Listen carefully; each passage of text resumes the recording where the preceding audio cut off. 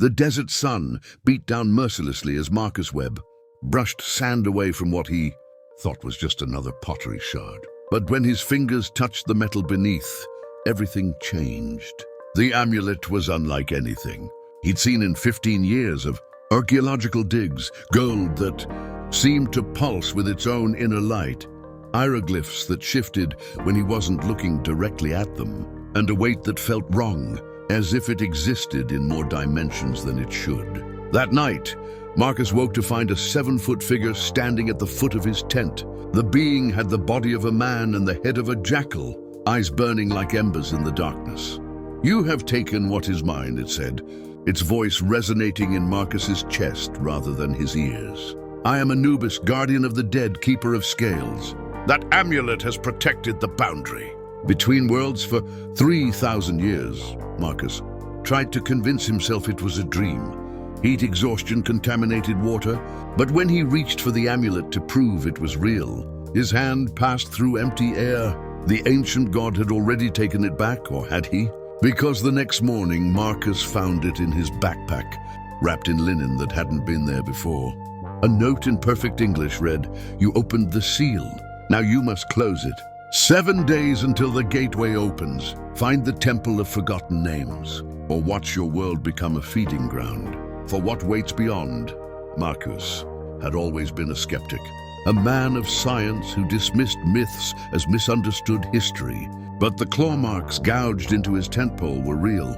The ancient god standing in his camp was real. And somewhere in the endless Egyptian desert, a temple waited with answers he wasn't sure he wanted to find. Where are you watching this from right now? Drop your location in the comments, because this story spans continents. And I want to know where in the world you're listening, as one man's discovery threatens to unravel reality itself. Marcus Webb never believed in curses. He'd opened tombs that supposedly brought death to those who disturbed them. He'd translated warnings that promised eternal suffering. Every single time, there was a rational explanation. Ancient diseases, structural instabilities, pure coincidence. His colleagues called him the myth killer, and he wore that name with pride. Science was his religion, evidence his scripture. But on that scorching August afternoon in Egypt's western desert, science failed him. The dig site was unremarkable, a minor settlement from the New Kingdom period that would yield a few artifacts and perhaps a footnote in an academic journal. His team had gone back to camp, but Marcus stayed behind, driven by that archaeologist's intuition that something more lay beneath the sand. When his brush revealed the amulet, he knew immediately it didn't belong to the era they were excavating. It was older, far older, and crafted with a skill that shouldn't have existed in the Bronze Age. The scarab design wasn't unusual, but the metal was. Gold that held no tarnish despite millennia underground. Hieroglyphs that seemed to move in his peripheral vision. And most disturbing, the moment he lifted it, every sound in the desert stopped. No wind, no insects. Even his own heartbeat went silent for 3 impossible seconds. That night changed everything. The visitation from Anubis shattered his worldview like a hammer through glass. Now Marcus races against a countdown he doesn't fully understand, pursued by a god he can't escape, searching for a temple that exists in no historical record. Comment below where you're from and whether you believe some artifacts are better left buried. The sand stretches endlessly in every direction, and Marcus has exactly 6 days left. Marcus spent the first morning after the visitation trying to rationalize what he'd experienced. Hallucinations caused by dehydration made sense. So did psychological breaks from isolation. He'd been in the desert for 3 months, pushing himself harder than usual because the funding for this dig was nearly exhausted. His mind could have constructed the entire experience as a stress response, except the amulet was still there, solid and real in his hands, and his tent pole bore 4 parallel gouges that went clean through the metal support. He photographed everything with shaking hands. The amulet from every angle, though the images came out strangely blurred, no matter how steady he held the camera. The claw marks, which his lens captured in sharp detail. He measured them, each exactly 7 inches long, spaced precisely 2 inches apart. Whatever made them had claws, designed for tearing through more than canvas and aluminum. His team arrived for breakfast, cheerful and oblivious. Sarah, his graduate assistant, noticed his pale complexion immediately. "You look terrible. Did you sleep at all?" Marcus wanted to tell her everything, but what would he say? That an Egyptian god had appeared in his tent. That reality itself seemed negotiable now. She'd have him on the next flight to Cairo for medical evaluation. And he couldn't afford that. Not with 6 days, no, 5.5 now, until whatever the note promised came to pass. Instead, he lied. "Stomach bug. I'll be fine." He pocketed the amulet, feeling its unnatural warmth against his chest. Throughout the morning briefing, he caught himself touching it compulsively, as if to confirm it existed. Each time his fingers found the metal, hieroglyphs seemed to rearrange themselves. He recognized some, symbols for death, rebirth, doorway, threshold. Others were completely unfamiliar, not matching any dynastic period he'd studied. By noon, Marcus made a decision that would have horrified his former self. He told the team he needed to make an emergency trip to Cairo for equipment repairs, leaving Sarah in charge of the dig. She protested. They had work to do, samples to catalog, but he insisted. The truth was, he needed access to resources his field camp couldn't provide. The Temple of Forgotten Names existed nowhere in standard archaeological databases, which meant he'd have to dig deeper into sources most academics dismissed as fantasy. The drive to Cairo took 7 hours through desert that seemed more hostile than usual. Twice, Marcus swore he saw a massive canine figure watching from distant dunes. There one moment and gone the next. The amulet grew warmer as the sun set, hot enough that he had to wrap it in a spare shirt to keep it from burning his skin. He reached the city after midnight, heading straight for the apartment of Dr. Rashid Ahmadi, his former mentor and the one person who might actually believe what he'd experienced. Rashid answered the door in his bathrobe, eyes sharp despite the late hour. One look at Marcus's face and he stepped aside without a word.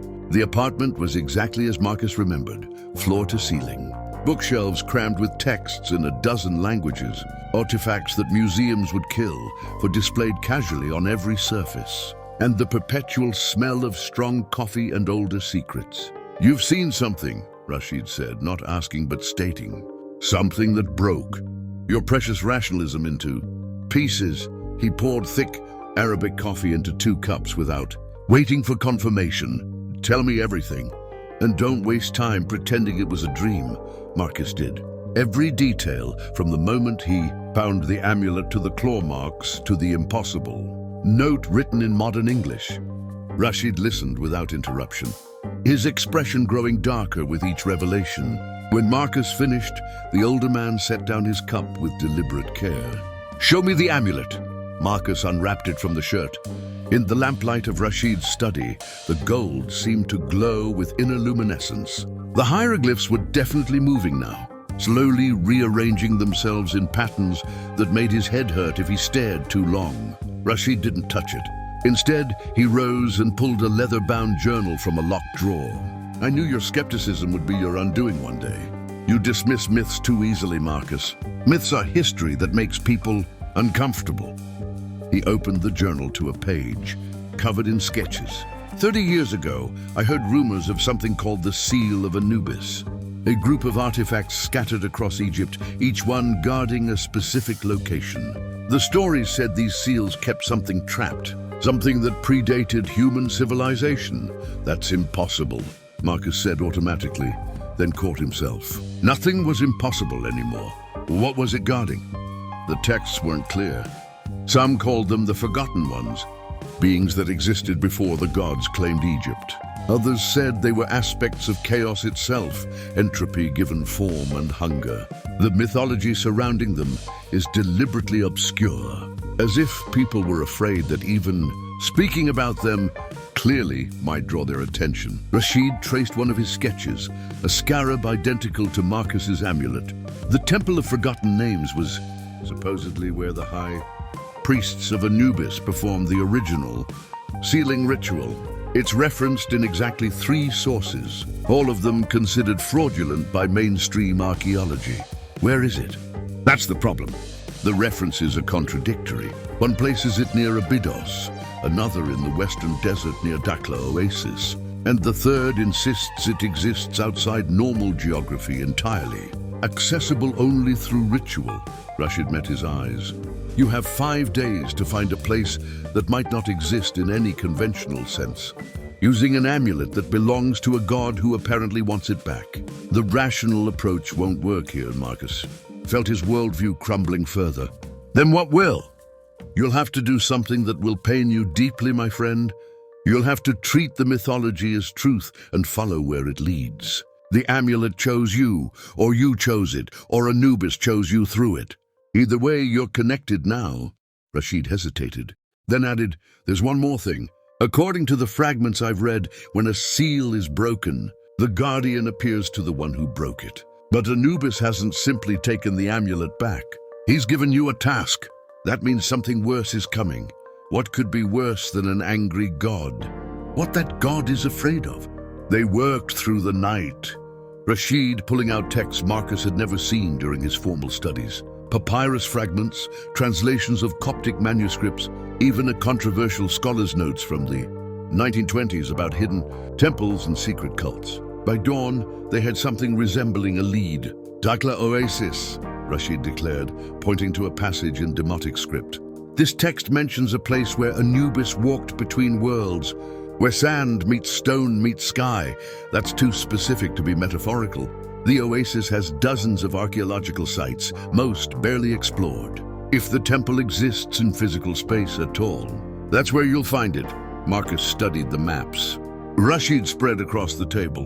Dakhla Oasis sat deep in the western desert, roughly 300 kilometers from the Nile Valley. The area was known for its Roman ruins and pharaonic tombs, but vast stretches remained unexplored. Perfect place to hide a temple you didn't want found. I'll need supplies, desert gear, climbing equipment, GPS that might not work if this place really does exist outside normal geography. He was already making mental lists, falling back into expedition, planning because that was something concrete he could control. You'll need more than that. Rashid disappeared into his bedroom and returned with a wooden box. Inside was a collection of amulets, each bearing symbols of protection. These might be useless against what you're facing, or they might save your life. Egyptian magic worked on principles we've forgotten. Sympathetic resonance. True names, the power of belief made manifest. Wear them. Marcus the skeptic wanted to refuse. Marcus, the terrified man who'd seen a god in his tent, took the amulets and put them on. As soon as the charms touched his skin, the amulet of Anubis flared hot against his chest, but not painfully. More like recognition. One more thing, Rashid said as Marcus prepared to leave. You asked what could be worse than an angry god. I've been thinking about that. Anubis is the guardian of the dead, the protector of boundaries. His entire purpose is to keep order, to maintain the separation between life and death, between our world and what lies beyond. If he's worried enough to recruit a mortal, if he's willing to break his own rules by manifesting in physical form, then whatever's coming through, that broken seal is something he can't stop. Alone, the weight of that statement settled over Marcus like a burial shroud. He said the gateway opens in 7 days. What comes through when it does? Pray you never have to find out. Rashid gripped his shoulder. And Marcus, if you can't close the seal, if you fail in this, don't come back to Cairo. Head west, away from population centers. Whatever emerges will feed on death. And cities are buffets. Marcus left as the morning call to prayer echoed across Cairo. The drive to Dakhla would take most of the day, and he had 4 days left once he arrived. 4 days to find a temple that might not exist, understand a ritual he didn't believe in, and somehow repair a seal that had held for 3,000 years. The amulet pulsed against his chest like a second heartbeat as he drove into the rising sun. The Dakhla Oasis appeared like a mirage made real. Green vegetation shocking against endless sand. Marcus drove past date palm groves and mud brick villages, ignoring the tourist sites marked on his GPS. He wasn't looking for known temples or catalogued ruins. He needed something hidden, something the official archaeological surveys had missed or deliberately avoided. He set up a minimal camp on the oasis's eastern edge, where desert met cultivation. As soon as his tent was pitched, he pulled out the amulet and did something that would have made his colleagues question his sanity. He held it up to the setting sun and spoke directly to it. "I'm here. I'm trying to follow your instructions, but I need help. I need to know where to look." Nothing happened for a long moment. Then the amulet jerked in his hand, pulling west like a compass needle finding north. Marcus followed the direction it indicated, walking into the desert as twilight fell. The amulet's pull grew stronger with each step, dragging him forward with increasing urgency. He walked for an hour, far enough that the lights of the oasis disappeared behind him. The stars emerged in their thousands, the Milky Way a river of light overhead. In that darkness, Marcus saw something impossible.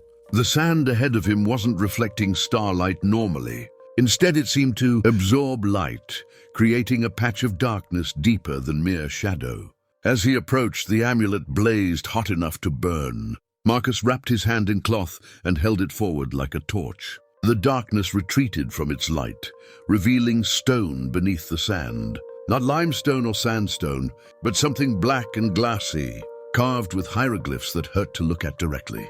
He'd found it. The Temple of Forgotten Names existed, buried under centuries of sand and hidden by something more than time. Marcus began digging with his bare hands, frantic now, knowing he had to get inside before sunrise. The amulet's light showed him where to dig, highlighting specific stones that, when pressed in sequence, caused a section of wall to grind open. The smell that emerged was ancient and wrong, not decay, but something that had never been alive to begin with. Marcus activated his flashlight and descended into darkness that seemed to resist illumination. The walls were covered in hieroglyphs, but these weren't like any he'd studied. They seemed to describe things that shouldn't exist, ceremonies that violated natural law, beings whose names were written in characters that made his eyes water. At the bottom of the stairs, he found the main chamber, and standing in its center waiting for him was Anubis. The god's jackal head tilted as Marcus entered. "You came. I wondered if fear would overcome duty." "I'm not doing this out of duty," Marcus said, surprised by the steadiness in his voice. "I'm doing this because you said my world was in danger. Tell me how to fix the seal." "Fix it?" Anubis's laugh was like stones grinding. "You cannot fix what you broke, mortal. You can only replace it." The implication hit Marcus like a physical blow. "Replace it how?" "The seal requires a guardian, someone who stands between worlds and holds the door closed. I've stood guard for 3,000 years. I'm tired, Marcus Webb. Your excavation, your discovery, it was no accident. The amulet called to you because you have the strength to take my place." Marcus staggered backward, his mind reeling. "You're asking me to guard this place for 3,000 years? That's insane. I'm human. I'm mortal. I'd last maybe 50 years if I was lucky." "You misunderstand." Anubis moved forward, his canine features somehow conveying something almost like pity. "The Guardian does not age. The Guardian does not die. The Guardian exists in the space between life and death, between time and eternity. You would watch civilizations rise and fall. You would see your species evolve or extinct. You would stand alone in darkness, holding back what waits beyond, until another proves worthy to take your place. There has to be another way. There is always another way," Anubis agreed. "You can refuse. You can walk away. And in 3 days, when the seal breaks completely, the forgotten ones will pour through. They will consume the dying first, then the sick, then anyone who has ever felt the touch of death's shadow, which is everyone. Your world will become their feeding ground. Billions will die in the first week. The survivors will envy the dead." Marcus's legs gave out. He sat heavily on the cold stone floor, the amulet still clutched in his hand. This couldn't be happening. There had to be a rational solution, a scientific approach, something that didn't require him to sacrifice his entire existence. But even as he thought it, he knew he was lying to himself. The moment he'd lifted that amulet from the sand, his old life had ended. The only question now was how many others would end with it. "Show me," he said finally. "Show me what I'm agreeing to guard against." Anubis gestured to a pool of black liquid in the center of the chamber. "Look into the threshold. See what waits." Marcus approached the pool, his reflection showing not his own face, but something older, more tired. He looked into the darkness, and the darkness looked back. What he saw would haunt him forever, if forever was indeed his fate. Shapes that existed in too many dimensions. Hunger that wasn't metaphorical but actual and infinite. Intelligence that viewed humanity the way humans viewed bacteria. These were the forgotten ones, banished before the first human drew breath, waiting patient and eternal for any weakness in their prison. "How long do I have to decide?" Marcus asked, pulling his gaze away before madness took him. "The choice must be made before the sun rises. The ritual requires the liminal moment between night and day." Anubis moved to the chamber's far wall, where a throne carved from the same black stone sat waiting.